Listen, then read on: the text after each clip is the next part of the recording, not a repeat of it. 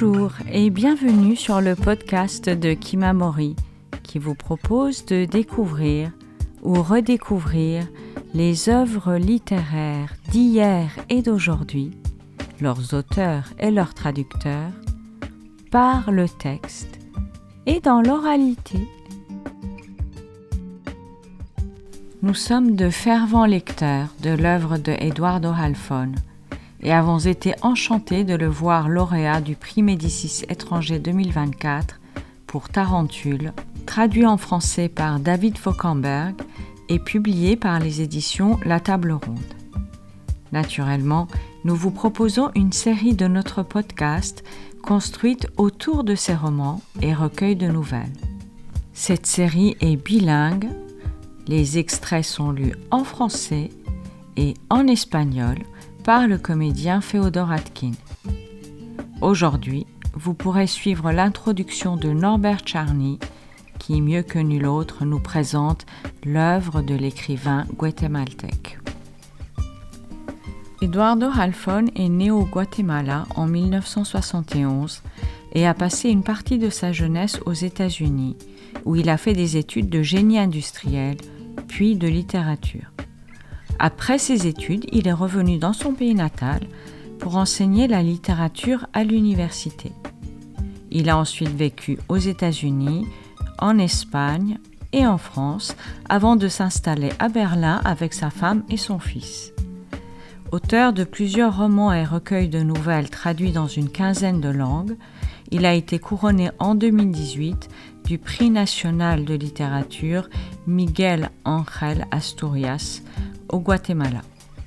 En France, son livre Signor Hoffman a reçu le prix Roger Calois 2015, Deuil, le prix du meilleur livre étranger 2018 et Tarentule, le prix Médicis étranger 2024. Norbert Charny a enseigné les lettres au collège. Il est critique littéraire et écrivain. Ses articles sont disponibles à la Quinzaine littéraire, En attendant Nado, l'École des lettres et pour notre plus grand bonheur sur le site kimamori.fr. Son dernier livre, Main, fil, ciseaux, est paru en 2023, publié par les éditions Arléa. Dans les récits d'Eduardo Halfon, l'enfant qu'il fut revient souvent. Le narrateur, devenu jeune adulte ou père de famille, se rappelle le Guatemala où il vivait et que la famille a fui quand la guerre civile a ravagé le pays. Il se rappelle le grand-père polonais qui prétendait porter son numéro de téléphone tatoué sur l'avant-bras et il raconte un sinistre camp de vacances quand il avait 12 ans. Il se rappelle des détails infimes et l'on connaît la couleur d'une sab ou le nom d'une bière consommée dans tel bar de Guatemala City. En lisant Halfon, on apprend à lire en artisan. Dans une nouvelle de Un fils comme un autre, l'écrivain différencie en effet le lecteur junkie, pour qui la littérature serait une drogue, le salopard, qui peut abandonner un livre si les mots gisent à demi-mot sur la page, et cet artisan qui cherche à déchiffrer l'artisanat de l'écriture. Autant dire que Halfon a appris. Son métier est de plus en plus sûr.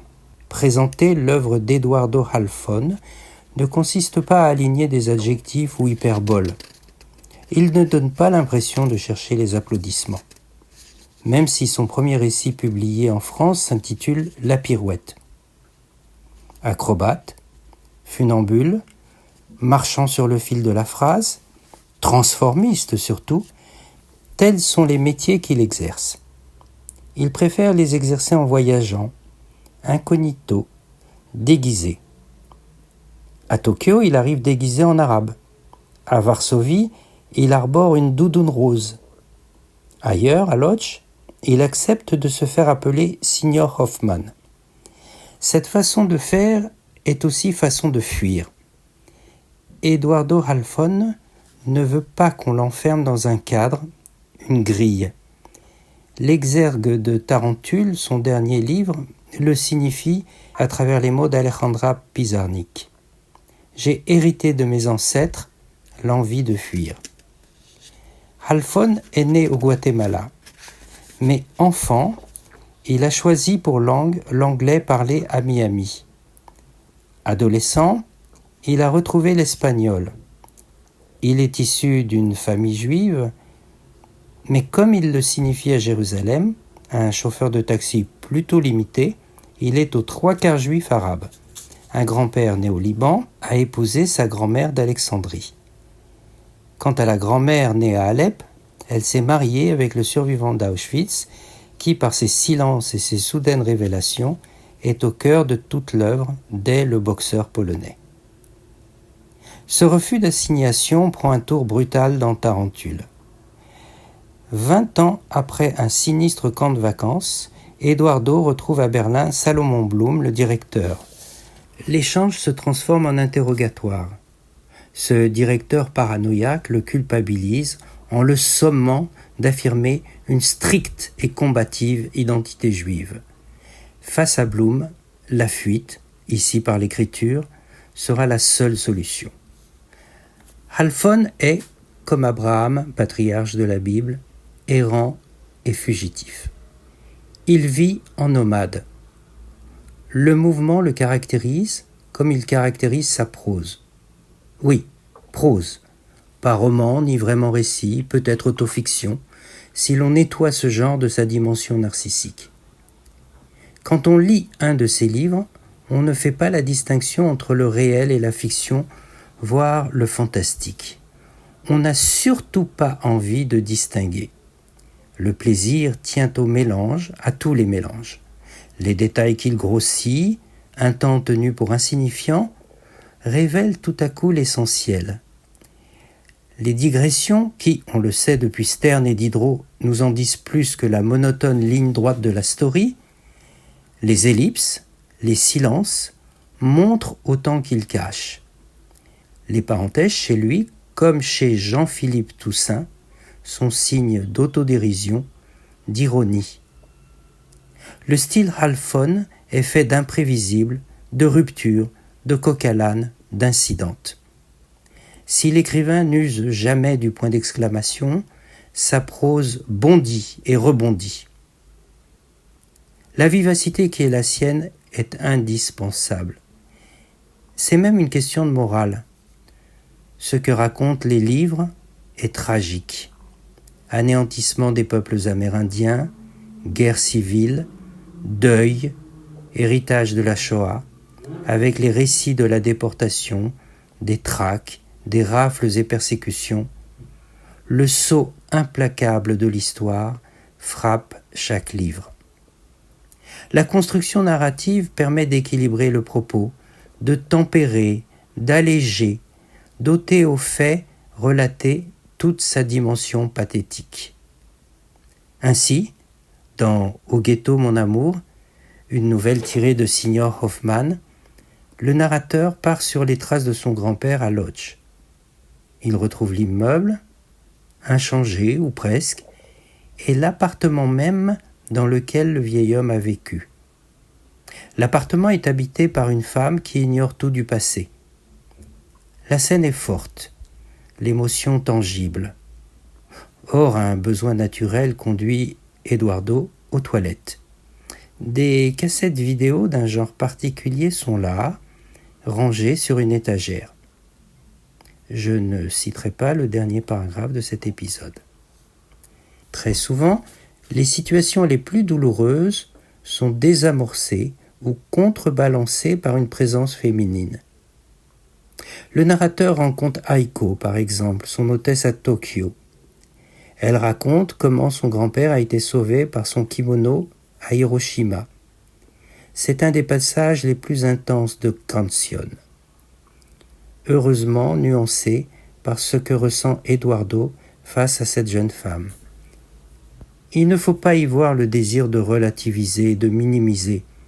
Au contraire, la distance, la note d'humour, rappellent que le tragique et le rire, ou le sourire, sont étroitement mêlés. Sans cette distance, on tombe dans le pathos. Halfon s'en défie plus que du reste. Surprendre le lecteur, le ravir, l'enchanter, c'est l'art des meilleurs ou des plus raffinés. Notre auteur le fait à travers les titres de ses livres. Aucun ne va de soi.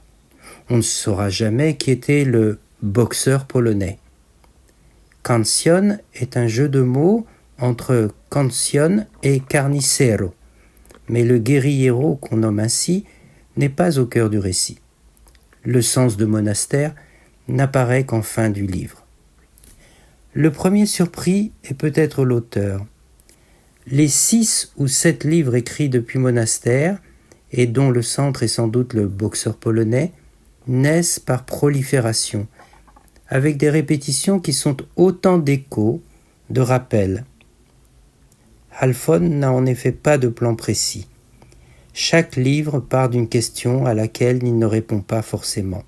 D'où l'importance dans tous les livres des rencontres, des dialogues, des récits que l'on se fait dans un café, sur une plage ou dans le salon familial. Quelque chose demeure de l'art de la conversation, cher à Cervantes ou Diderot. L'œuvre avance ainsi, parfois du côté du grand-père polonais, d'autres fois du côté libanais, ces 2 adjectifs de nationalité restant hautement discutables. Les questions, nous le savons, et tous les talmudistes le répètent, importent davantage que les réponses. L'enfant en pose beaucoup à ses grands-pères, notamment aux Polonais. Lorsqu'il décide de se rendre à Łódź, il se heurte longtemps au refus du vieil homme. Et il reçoit tout à coup l'autorisation d'y aller et le sésame pour voyager. Un bout de papier jaune et froissé, contenant toutes les indications pour arriver jusqu'à l'immeuble. Un bout de papier froissé, c'est l'héritage de l'écrivain, celui-là même qui écrit en songeant à 2 livres qu'il n'a jamais lus. La Bible et le Popol Vuh, fondement de ses identités diverses, à la fois enfouies et présentes.